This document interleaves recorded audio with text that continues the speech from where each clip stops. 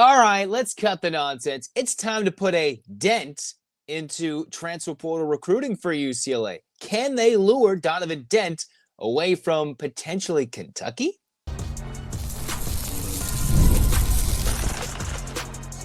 You are Locked On UCLA, your daily podcast on the UCLA Bruins. Part of the Locked On Podcast Network, your team every day. Welcome, everybody, to this edition of the Locked On UCLA podcast. I'm your host, Zach Anderson-Yoxsimer. Thanks for making this show your first listen each and every day. It's free wherever you get your podcast, and it's available on YouTube. Like, comment, subscribe, download. Thanks for your support. It's your team every day. This episode is brought to you by 5 Hour Energy. Head to 5hourenergy.com to find over 15 flavors to choose from. If you need one now, go grab a 5 Hour Energy shot at your local convenience or grocery store. Stock up today and stay energized. Well, hopefully we're staying up to date on the news about UCLA transfer portal recruiting, right? There is still loads of things to acknowledge between the returners, a list that continues to grow, expected, and an interesting return for the Bruins. But the Bruins, most importantly, Mick Cronin needs to land a signature recruit.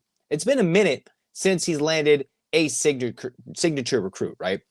The internationals, we didn't really know. I wanted to hype them up. Adai Mara has been clearly the best of them all, turned into a 5-star. Can be a potential star. We've seen him growing into his own. UCLA has no 2025 high school commits. But in the portal, UCLA is in on Donovan Dent. That's old news. I've been talking about potentially Donovan Dent being a perfect fit, how, this could be huge. And now kind of reading the Kentucky Sports Report, it's pretty much coming down for the second best potential recruit, arguably the best in the transfer portal recruiting cycle here in 2025. Donovan Dent is pretty much leaning between UCLA or Kentucky. Two vastly different systems, two blue bloods, two very different styles between what Kentucky brings a team in the tournament, while UCLA outside of the tournament can continue to work that recruiting angle. Not that Kentucky can't. They already got a commit in the transfer portal. But can UCLA pump up enough in the NIL? I was reading, Kentucky Sports Report. The rumor has it that he is looking for a huge NIL payday for his final season of college basketball, right? Upwards of $2 to $3 million. So that would mean the Bruins need to get a lot of money. And from what I'm reading, you've got the guys who are committed back, like Skyy Clark. You've seen Eric Dailey Jr., we'll talk about him in a minute, Tyler Bilodeau, and now Trent Perry. They're all getting their NIL deals, so they're getting maybe some significant pay raises. You're thinking of maybe a Daimata needs a raise, and to command a big dollar recruit, all right? And if UCLA is getting into a bidding war with Kentucky, they're not going to win because they're going to pay him more money. It's got to be in the same ballpark as Kentucky if it comes down to a money NIL opportunity bidding war. UCLA is not going to win against Kentucky when it comes to a bidding war. It's down to Cronin's relationships, Dent's West Coast ties, a SoCal kid playing for UCLA, where he can come in as the Mountain West Player of the Year as this very, very valued recruit. The guy that Jon Rothstein of CBS Sports says if UCLA lands him, immediately turns into a top 5 contender. Now, that would include UCLA bringing back Mata. That would include another ad on the wing for a 3, another ad in the center department, which I'll talk about in a moment. But apparently, according to Jon Rothstein, saying UCLA in for sure on closing in on Donovan Dent. Not that they're going to get him, not guaranteed, but it's pretty much down to 1 to 2 schools. Of course, recruiting, last-minute NIL opportunities could find their way in, but it's down to the UCLA blue versus the Kentucky blue. And can the Bruins win that war?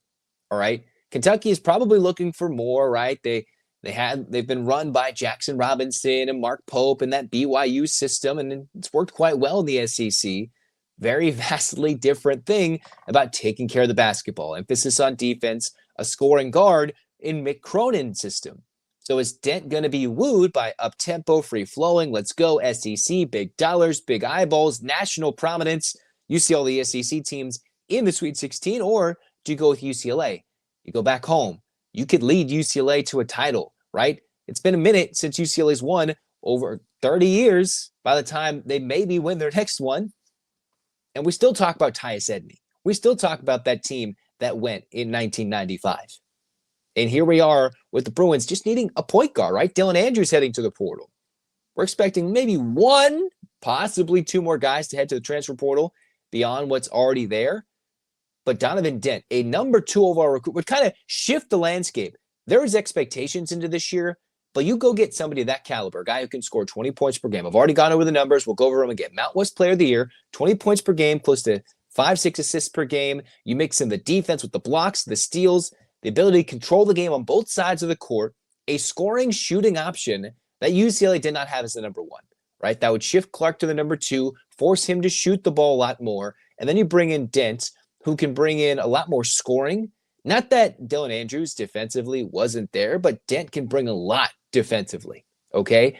And it would just be a big upgrade at that spot where you're getting 20 to 30 minutes from the mixture of Clark, Sebastian Mack, Dylan Andrews, and now Clark has slowly come into his own. Mack's a different weapon, but from Dylan Andrews to Donovan Dent, that would be a significant ask. And with Andrews going into the portal so quickly, it makes me wonder, hey, could this be something huge for the Bruins brewing? All right.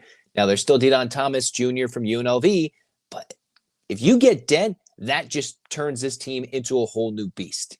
And to turn that team into a top 5 contender that Jon Rothstein potentially views this team as, if they get Dent, which they're right on the cusp. It's not guaranteed. They're not leaning. There's no crystal balls. It's a decision he has to make.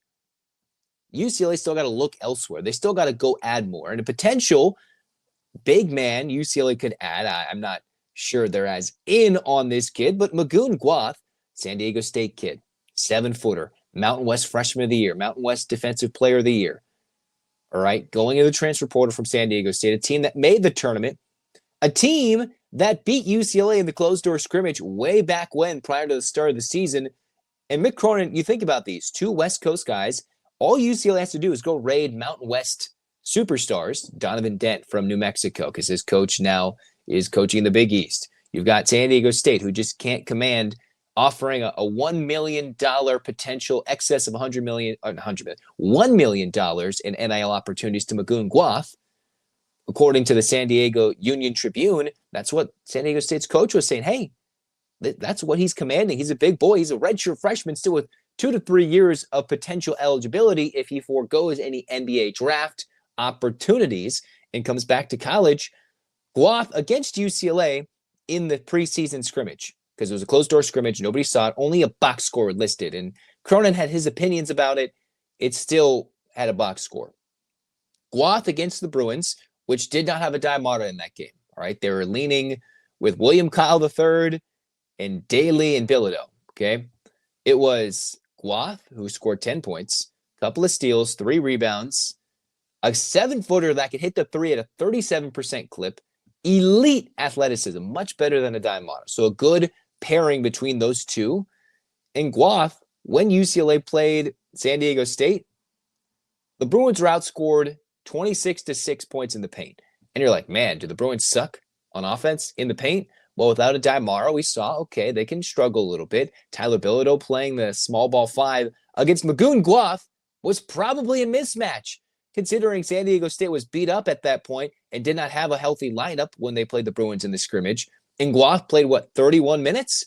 Impossible for the Bruins to score, which emphasizes, yes, maybe it's not Magoon Guath, but that is a guy, if UCLA, say, misses out on Donovan Dent as a guard, they're not having to cough up multiple millions in NIL, they can go pay a 7-footer, pair him with a Daimara and go big, and lean on your young guard play, lean on Skyy Clark, and go super big with an athletic big in Guath who hit 17 threes. Not a big number. No, not a big number, but a solid 3-point shooting percentage. That's not something Mata has showcased to this point in a game yet. And Guath's elite athleticism, chase down blocks, blindside blocks, smacking the ball, wedging it in between the rim and the backboard. His ability is elite. Now, that's a lot of money for UCLA to command, retaining their players and getting new players if you try to land a Dent and a Magoon Guath. But I would say those are guys right around your neck of the woods, either from playing in SoCal like Guath did or hailing from SoCal like Dent does, one a little cheaper, one a little bit more expensive. It can immediately bring UCLA to contention status, like not just top 25 maybe, but immediately to contention status. Those are 1 to 2 guys that UCLA has to look at and are already looking at in Dent's case, where it seems to be down to a final 2, potentially in the final week or so. Reading from John ROTHSTEIN, I think I've seen Jamie Shaw from On 3. You mix in Kentucky Sports Report, all these things. It's coming down to the nitty gritty. And the Bruins, Mick Cronin's tenure at UCLA could ride upon winning this recruiting battle. Absolutely. If it does, then the Bruins have immediately skyrocketed their expectations in 2025 to 2026. But who's coming back? Who's announced? We'll talk about that next on Locked On UCLA.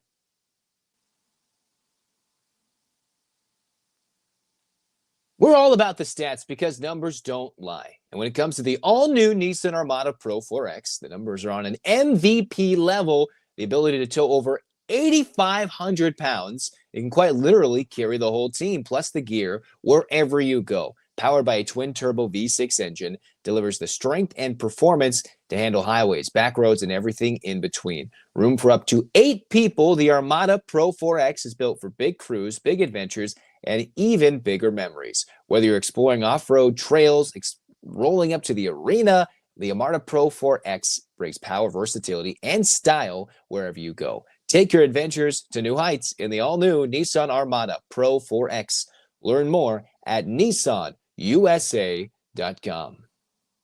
March Madness is here, and FanDuel's giving you a chance to get in on the action like never before. Right now, new customers can get $200 in bonus bets when your first $5 bet wins. That's 200 extra bucks to use on everything from buzzer beaters to anybody cutting down the nets. Figure it out, because with tournament games happening almost every day, there's always something exciting to bet on. It's super easy to use the FanDuel app, and when you get paid, there's no waiting around.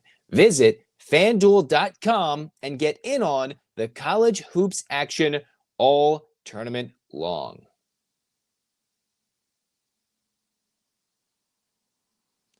All right, here we go. Second segment. We're talking about who's returning to UCLA and who's found a new landing spot. All right, the UCLA Bruins in the last couple of days have seen who's leaving and who's staying. All right, UCLA has seen Dylan Andrews leave, William Kyle III leave, and Devin Williams leave. But who's returning? Skyy Clark, Tyler Bilodeau, I believe I've seen his return from Bruin Report. You see that Eric Dailey Jr. is going to return as well. And then you mix in Trent Perry. Trent Perry announced on his own social media that he is returning to UCLA. Let's work. So that means he's got that Sebastian Mack-like mentality.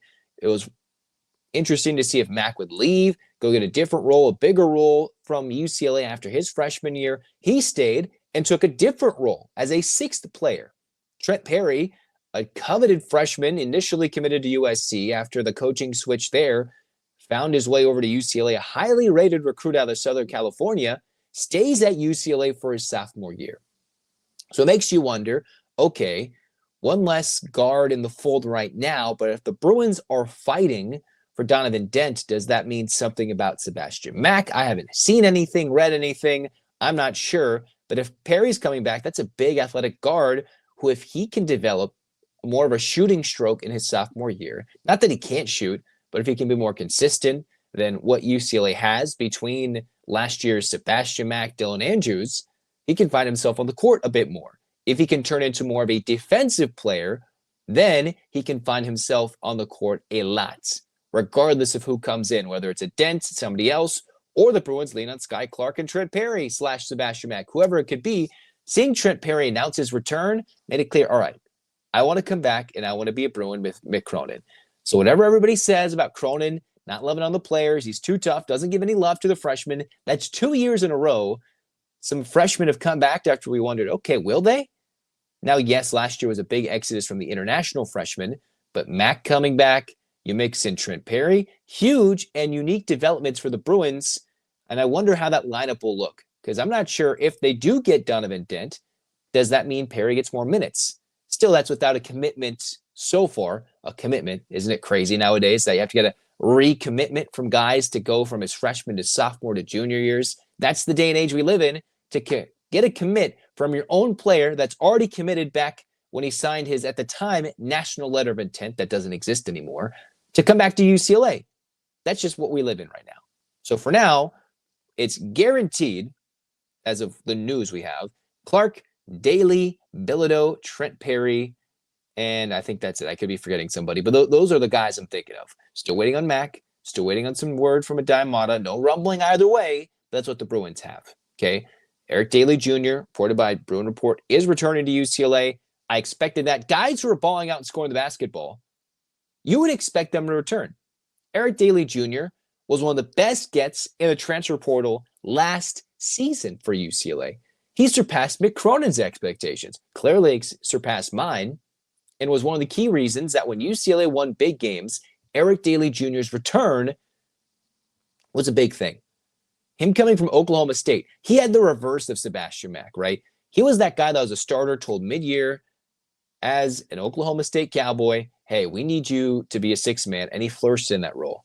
Came to UCLA after fighting off a face injury that forced him to wear a mask, miss a game. He was clearly a huge part for UCLA, some of their biggest wins, including beating Michigan State with a game winner, including beating Oregon twice with otherworldly shooting against the Oregon Ducks, almost like 90% from the field and from three, with over 23, 24 points per game against the Ducks. That's what Eric Dailey Jr. brings. Bilodeau is a different thing. Dailey can stretch it a little bit more consistently, I think, than Bilodeau, and as a lefty, a physical lefty, that gives UCLA two different angles of attack for two hybrid 3-4 guys. Dailey more as the 3, Bilodeau as the 4. Not the strongest defensive combo, so that's why Cronin doesn't like to leave them out there with the Daimata, because they're a little slower at certain positions. But when those two are on the floor, they can be dynamic. The Bruins just need some size to go with it. As I said in the first segment, maybe Guath. Guath is maybe, according to some rumored, very deeply rumored potential, maybe Michigan with a huge NIL opportunity. So it's not like he might come to UCLA. He might not even be looking that way. But it's clear the Bruins need to go after a big man. Unless Cronin is okay with putting all his money, all his efforts into Dent, focusing on returning Mata, and bringing in a guy that could be a nice backup big man. Which is interesting that Devin Williams is in the portal. That if UCLA is losing Kyle, I think Devin Williams would be a decent backup big man, maybe? No? I don't know. But they need somebody who can protect Mata as a backup big. As we've seen, William Kyle III commit to go to Syracuse. He's already found himself a home in a couple of days, which means obviously the contact began. They knew the writing was on the wall. UCLA, maybe William Kyle, one of those two were on their way towards moving on. And he's found himself a new home at the home of the Orange, right? Going to Syracuse, going to New York, the Carrier Dome, everything. Of course, it's not the same Syracuse team like Jim Boeheim. But still, it's a big opportunity to go play for Syracuse. Of course, my initial instinct is to say, oh, Biggie saw that, But that's a good opportunity for William Kyle, and I hope he flourishes in that role. So as you see, this is moving quick. So whether it's the Dent news, players recommitting, this portal from Monday to Friday has already seen quite a few high-profile commits, coaches getting hired, coaches getting fired, and then you mix in, guys going, commits slowly working their way over the next few days, next couple of weeks. This could change UCLA's outlook for next season immediately. They need a backup big, make sure Mata's coming back, and secure a commitment from a big-time guard in the portal. While spending the rest of that time, the rest of their NIL, on focusing who will be the 3 guard, all right? Who will be that small forward, that extra wing on the perimeter that can replicate the defense partially of Kobe Johnson while being a better scoring option potentially, all right? That's what UCLA is working on right now. But Trent Perry returns. That's huge. Tells you what he thinks of the coaching staff, what these players think of the coaching staff, even if they didn't have a big-time role in his true freshman year. And then what UCLA needs going forward. Okay. Next, we'll talk about the UCLA women versus Ole Miss. I've already given my keys to the game. I'm going to give you my prediction. How will it play out in the Sweet 16 as the Bruins, with this junior class, want to crack the Elite Eight for the first time in this little mini run of the last few years? Can they? Absolutely. We'll talk about it next on Locked On UCLA. Daylight savings time. It snuck up us on again, right? Maybe it's been a few weeks. Maybe you're still adjusting to the extra sunlight, the extra hour you get to go enjoy outside. The sleep still you haven't figured it out. Well, 5-Hour Energy has your back. The extra sunshine means more time for fun. And sometimes you just need a little boost to power through. Maybe you're staying up late to watch the NCAA tournament games, right? Watching those crazy games that went to overtime, big 16-point comebacks decided in the final seconds, all right? Or you're just trying to go play golf after work or stay up with a busy day. 5-Hour Energy gives you that quick, refreshing pick-me-up whenever you need it. You're at a game, maybe you're coaching, maybe you're watching, maybe you're doing all those things at once and trying to listen to this podcast. Well, 5-Hour Energy is easy to grab and it keeps you feeling refreshed. Head to 5hourenergy.com. It's the number 5hourenergy.com. Head over to 15 flavors. Choose between those, between watermelon, blue raspberry, and peach mango. Multiple flavors. You can build your own 12-pack or 24-pack. Have it delivered right to your door.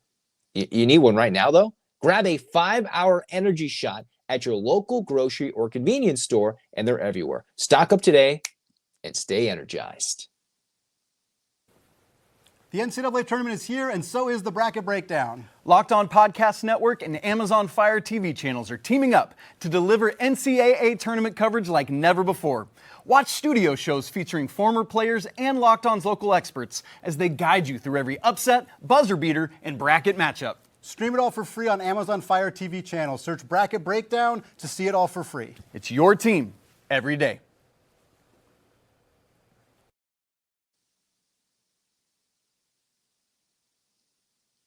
All right, here we go. Final segment. We're talking UCLA women's basketball. It's the day of the game, and we will have that post-game reaction. So I'm not going to go as in-depth on this. This is more prediction time. If you want more of my thoughts about this team heading into the week, you want more of my thoughts about the Richmond game, go back to the earlier episodes of Locked On UCLA, especially on YouTube. I clipped some episodes about, hey, this is what I thought about the team against Richmond, what's coming up against Ole Miss, the turnovers, the defensive-minded Rebels that have not beaten an elite team this year, but they're a very good team, and they've got some good wins. They're just close to beating a USC team at full strength. They're close to beating some of these teams and haven't pulled it off. Not that the madness can't go crazy and make us mad, but this doesn't seem like the round where UCLA will fall short. Of course, the big thing is for the junior class, mixing in Lauren Betts with London Jones, Kiki Rice, Gabby Jaquez. You put them all together, all Gas Gabs and all the Bruins together, they're looking to crack the door, break down that door, and get to the Elite Eight. This program in the NCAA era of women's college basketball has yet to make it to a Final Four, yet to win a national championship. Well, you got to go step by step. Ole Miss is a matchup that's winnable for the Bruins, and they'll be favored. Absolutely. So I think in this game, it's one where UCLA would win around 72-54. I know in a previous episode, I said, okay, the Bruins score 75 points. Cool. If they're shooting well, not turning it over, will be a UCLA win.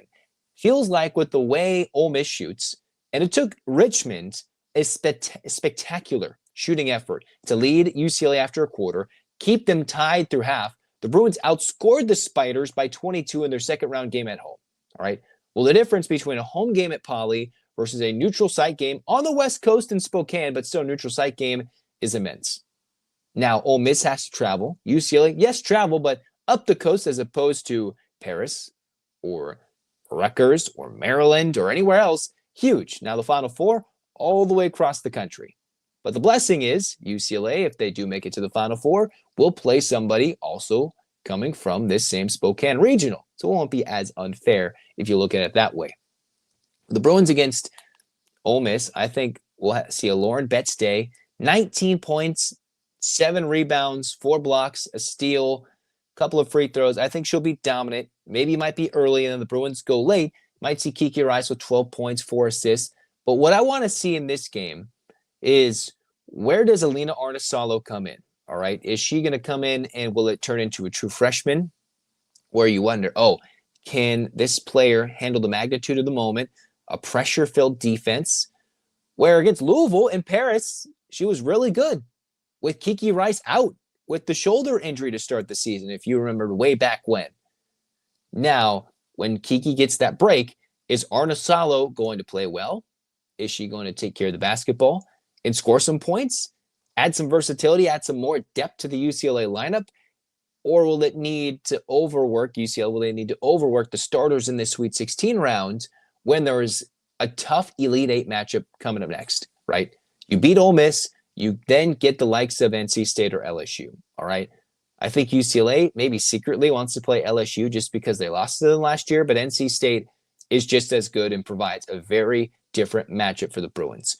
Ole Miss can't shoot. They play great defense, and they'll make UCLA struggle. My expectation is the Rebels come out and shoot really well, like absurdly well, like Richmond did. And the Bruins have to fight, and then they eventually pull away. Might be up big, and then it comes down to a 72-54 game where they're up big, and the lead balloons to 25-30, and eventually they win by 18. And we've seen the committee, the pollers, the voters in the AP Top 25 really punish the Bruins for not beating teams by 30 when they just win by 18 and dominate. This could be a similar game to how it played out against Baylor, where UCLA was in control, kind of close, and just let it on a neutral court. Never like you could ever turn it off and go to like, all right, this is a beatdown. But it was never like, oh, I think Baylor could make a run at it, right? Because Ole Miss just went and beat Baylor, who I had in my bracket. I thought Baylor on their home court would beat Ole Miss and get to the Sweet 16. So that tells you about the skill and the talent of this Ole Miss team. They went on the road and they beat a team to make it to the Sweet 16.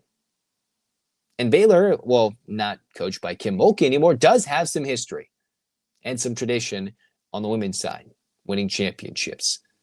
Ole Miss trying to grow into that tradition of SEC dominant teams from the LSUs to the South Carolinas of recent years. Not that level, but the Bruins should be able to handle business. Which one of the depth players has a big game? I think Kiki goes 3 for 3, 4 for 4, 12 points. As I said, Betts 19 and 7 and 4 points, rebounds and blocks, 19 points, 7 rebounds, 4 blocks. And who of those options, other than Arnosalo with her assist to turnover numbers, steps up? Is this a Jones 3-point shooting affair? Is this Gardner coming back? Or is this Janiah Barker's turn to come through and get some buckets? All right. Health is key. Getting some rest is key if you can beat down this team and prepare for an even tougher matchup later. I'll talk about the reaction of this game afterwards, and we'll see who UCLA is going to play next. But I'm excited, and I can't wait, and I hope they win. All right, so get your hands up, Bruins fans. 8 clap time, baby. And 1, 2, 3, 4, 5, 6, 7, 8. UCLA. UCLA, fight, fight, fight. This has been Locked On UCLA. Zach signing off. Go Bruins.